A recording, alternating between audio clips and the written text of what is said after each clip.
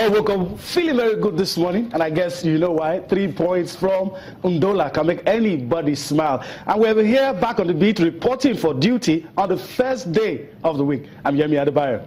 Good morning and welcome. I'm Cecilia Amogbe. All right, let's get started with the show. Of course, it's all about the Super Eagles this morning and what happened in Undola. It's a victory for the Super Eagles. They're taking all the 3 points. And of course, the English boys were the ones in action. And also on the program, we'll be talking about, talking about the Flamingos and, of course, what happened. And not only that, the other game, I'm talking about the game between Algeria and Cameroon. That's another team that is also in our group. But it was a 1-1 draw and is in favor of Nigeria right now. Yeah, very true. Cecilia is a stalemate. And we move from there, we go to tennis. It's been a good year for the man in your picture, talking about Andy Murray and, of course, Agnieszka Radwanska. We'll be talking about both of them on the show this morning. They went to China, they came, they saw, and, of course, they conquered. Yeah, that's the way it is, and of course we'll definitely start with that one, talking about what happened in China and of course in Japan. But first of all, we start with what happened in China. I'm talking about the game between Radwanska and of course Konta, the British girl who, I mean, once the ranking is released later today, she's going to be in the top 10 for the first time in so many years for her. Now, talking about Radwanska, I mean, this is the second time she's winning this championship. She won it in 2011, and that victory, it was really smooth for her. It was just 6-4, 6-1 under 1 hour, 36 minutes. She was done, and this happens to be her 20th career title. Yeah, Cecilia, if you ask me, I think she has big game experience. That's what Joanna Konta doesn't have. Even before this game, she was always going to be in the top 10 because of her recent performance. She's gone up in the ranking. It's been a very long time since you've seen a British woman go this far. But you know, Agnieszka Radwanska told us when the rankings came and Serena was not number 1 2-3 weeks ago, that the women's field is very open now, so that Serena is not as dominant as she used to. And she fancies herself probably upstaging Angelique Kerber at one point and, you know, being the number 1. And performances like this shows you that she can't go all the way. She can do it, and she's been on top before, even though most of them tend not to stay long like Serena did. But we'll see what happens. Well, good one for her. She's all smiles. Victory is good anyway. It's really sweet because in that particular game she committed just 8 unforced errors and wrapped up victory with an ace. And for Konta, well, not a good one. 34 unforced errors. Struggled with the serve. I think that's the reason she even lost that game. But the thing is, she's guaranteed top 10, you know, at the end of the day, once the ranking, WTA ranking is released. You'd say it's a good one for her. Because the last time a British woman actually rose to that top 10 was 1984. Yeah. Okay. I think Jo Duria, she was the one, you know, when she was ranked, you know, in the top 10 in the world. But right now you're having Joanna Konta. She's actually doing big things right there. Well, it's a good one. Yeah. Losing, but then getting a ranking point is also important. Okay, let's talk about the guys. Andy Murray, I know you're very happy to talk about Andy Murray against a guy that, I mean, I'm not forced to eat my words. Grigor Dimitrov, I've always talked about him and Dolgopolov as the next big thing in tennis. But I guess at this point, maybe I'll just have to shift my focus to Kei Nishikori. But, you know, that's the final China Open. Andy Murray stepped up. Cecilia, you have to admit, it's been a good year for Andy Murray. Yeah. Very, very good year. 5th title of the year. Maybe not phenomenal, but a good year nonetheless. And this is his 40th career title. It says something about the man. I mean, there's nobody presently on the men's professional circuit that has lost more finals than Andy Murray. But stepping up on a big day, that's a good statistic. It's not good. Yes, that is why it's equally very good that he won. If it was a Grand Slam final, most of us would bet against him. He won't win. It's easy to bet against him in a Grand Slam final. But it's not so bad. Yeah, in this particular game, you know, he took the first set, despite winning about 30% of his first set points. Looked set to serve out the second when leading 5-4, but somehow Dimitrov was able to fight back to force a tie break, and that's how that one ended 7-6. Well, the good thing about him now is that he's about 1,555 points behind Novak Djokovic, and you still have more games to come. Talking about more tournaments, Shanghai, he will be playing, as confirmed he's playing Paris, and of course the tour finals in London. Djokovic couldn't play this one. Between you and me, it would take. I mean, it would take breaking Novak's leg or something else, or his hand, that would make. In fact, this year, Mark my words, that I don't see anybody getting ranking points that will make them upstage Novak. You're thinking. It's now, not Anybody gonna, is 1,000. Now you still have Shanghai. Of course, we don't know if Djokovic is playing in that one. You still have Paris Masters. You still have a tour finals in London. That's 3 more to come. And you're going to make. And you have 1,555 points behind Djokovic. And Djokovic has not been playing. Do you understand? So Djokovic hasn't been playing. For him not to be playing, so that simply means if you're not playing and you can't defend most of your titles, you're dropping more points, and someone is ranking it up. And even the more is consistent, well, you never can tell. Let me just check. He did not drop a set. Let me just play that game with you. Okay. Let's assume Novak is not fit, and you're putting your money that Andy will go all the way in all the tournament. It's not going to happen. It's Andy. Definitely. It's not going to happen. You're wicked. You're very, very wicked. But I think he's got a chance there. Now, another player that is also doing something really good in the tennis circuit. You have Nick Kyrgios.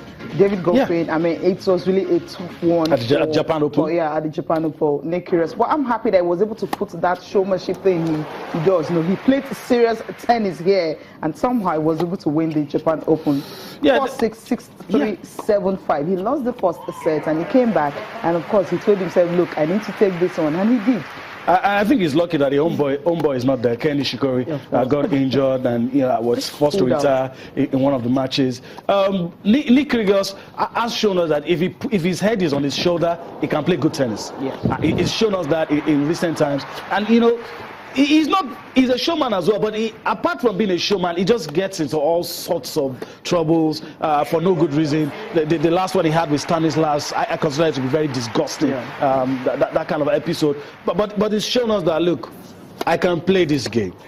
Whether or not it's the next big thing, because that's what everybody will want to really look at. Is Nick the next big thing? I don't know. But they've shown that, look, I can play tennis. Yeah, he can play tennis. Definitely. His 3rd career overall title, and of course his biggest, so that's a good one for Nick Kyrgios. So much for tennis. Now, let's do what happened. Let's talk about what happened yesterday. Talking about Formula 1, Japanese Grand Prix. Somehow, Lewis Hamilton, you ask yourself what's happening to him. At the point we felt, okay, he's going to win a 4th title, but it's not to be, because the way it is now, Nico Rosberg might just win his first F1 title at the end of the season. 4 races to go, 100 points more to compete for, and he is 33 points clear at the top. A lot of people don't agree with you. One of them is sitting right here next to you. Still 100 points to fight for. Rosberg has a 33-point lead. You want to feel for Lewis Hamilton. He's had all sorts of crazy problems this year. The Grand Slam before this one, it was in the lead, and somehow the car just burst up in flames. You feel for him, and what he said after this race when Rosberg has won, I agree with you that it's advantage Rosberg. But what he said is that I'll go straight home and start preparing for the next race. And the good thing is, if Hamilton still finishes on the podium in all the remaining 4 races, it's going to delay the party. But just imagine if Rosberg does not finish on the podium, probably something happens, he doesn't finish in the top 10, 33 points is just gone. It can just be gone. It's possible. So that's why I said a lot of people don't agree with you if you say that. Even the way Rosberg started, everybody said there's no one in history that has started that way and not gone on to win the championship. But somehow he caught up with him.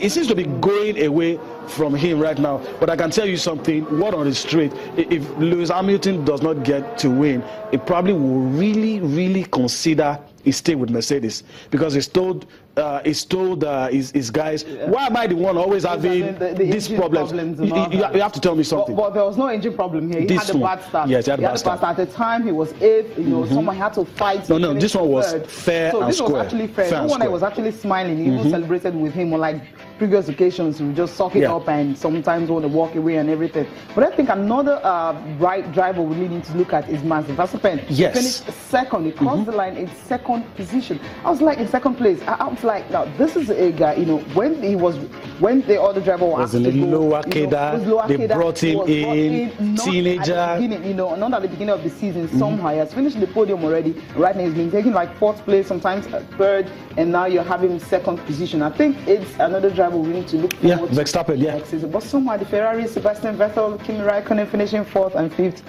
Okay. Let me somehow the Ferrari. Let me talk about Vettel. It's funny. Look, the guys have told him, look, stop trying to be like Schumacher.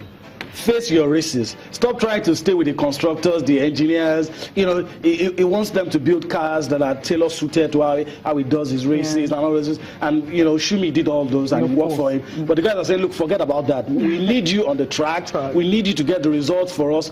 If you are not getting it, you have to end the next deal. We're not going to give you the deal just because you're Vettel. Yeah. And I think that he needs to start considering. So you're thinking he might leave next season? We'll be seeing racing for Ferrari? It's not even up to him. Exactly. The guys are saying, okay, yeah, I agree with you. I agree with you. The guys are saying, look, we'll look at your performance sheet. Okay. And if it doesn't add up, then you go because it's bad business. Wow, Sebastian Vettel, I think that was the time he was actually dominating the F1 race, and we felt, okay, this is going to be another back to back. As you mentioned. But then we just see how it goes at the end of the season. We'll see if Nico Rosberg can finish at least 2nd or 3rd place to the end of the last 4 races, and if he's able to do that, well, I think the title will be his. He's first. Have a good one. Okay. All right. Okay. Basketball. We have to come home. Yeah, well, let's come home. Yep, definitely. Talk about wheelchair basketball now. You were at the stadium on Saturday, and of course, what went down?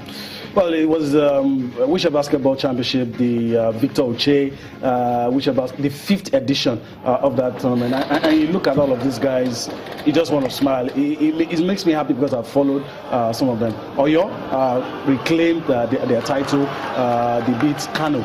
Interesting thing about this Kano team is that they comprise mainly of the guys in the Nigeria Under-23 team that will represent us in South Africa. So if you're monitoring the Under-23 team, all you need to do is look at Kano. And it was, down to the clock, if I can use that expression. It took the last 3 minutes of the 4th quarter to separate Oyo and Kano. This was the first time Kano was participating in this tournament, by the way. 37 points to 31. Even the Oyo State Commissioner came there and he was surprised. He said he's heard so many good things about them, but seeing these guys do what they do, even had the privilege of speaking to the Under-23 coach. A lot, and the ladies as well.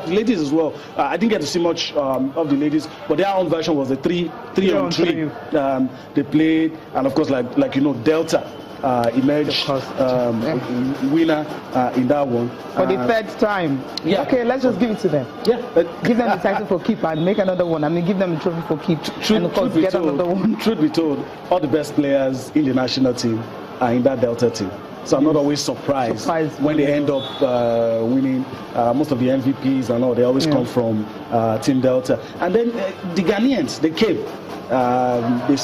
They didn't conquer, but at least they went away with something. They defeated Team Lagos in the men's event, and they came third.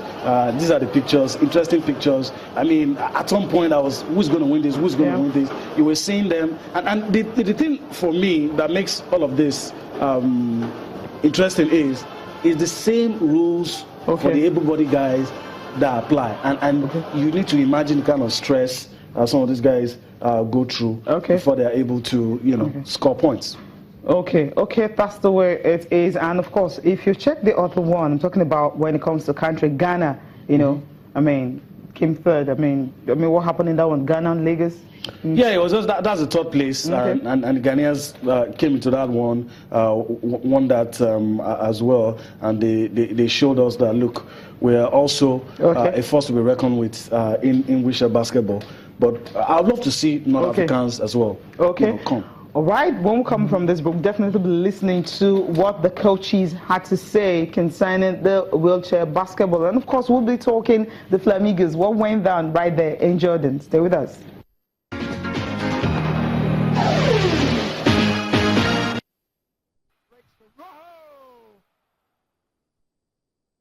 scores in style. Tourneys Murray got the finish. Well, Funes Mori has got his first goal for Argentina here, after the ball broke in the penalty area for him. And he steers the ball into the bottom corner in real style there, the Everton centre-back, Ramiro Funes Mori. Ball in here. It's a decent one. And Peru get back on level terms. And the captain produces the goods for Peru big time. Paulo Guerrero, 1-1 in Lima. What a record score, it extends the national benchmark. Here comes Zabaleta. In to find Higuain with a chance, and with a goal for Argentina. Clinical finish. And is that the goal to win the game for Argentina here from Gonzalo Higuain? Pounces to reclaim the lead for Argentina in their qualifying campaign. The back pass is awful for Mascherano. It's coming to Guerrero, and taken down, is he? Yes, he is. Penalty here for all the Peruvians now. A card coming as well. It all came there from Mascherano's wretched back pass. And Guerrero chopped down for Peru in the box, and he gets a penalty for his team, which he himself may well take. Christian Cueva buries the penalty brilliantly. And we're level again at 2-2. And that is no more. This second half display has more than earned for the Peruvians. A point apiece in Lima. But what a game. It is a second successive away draw for Argentina, as they now look towards the home game with Paraguay on Tuesday. Full-time score, Peru 2, Argentina 2. Running off the ball here, pressure, keeper's in trouble, Cote d'Ivoire's in trouble. It's Marley that grabbed.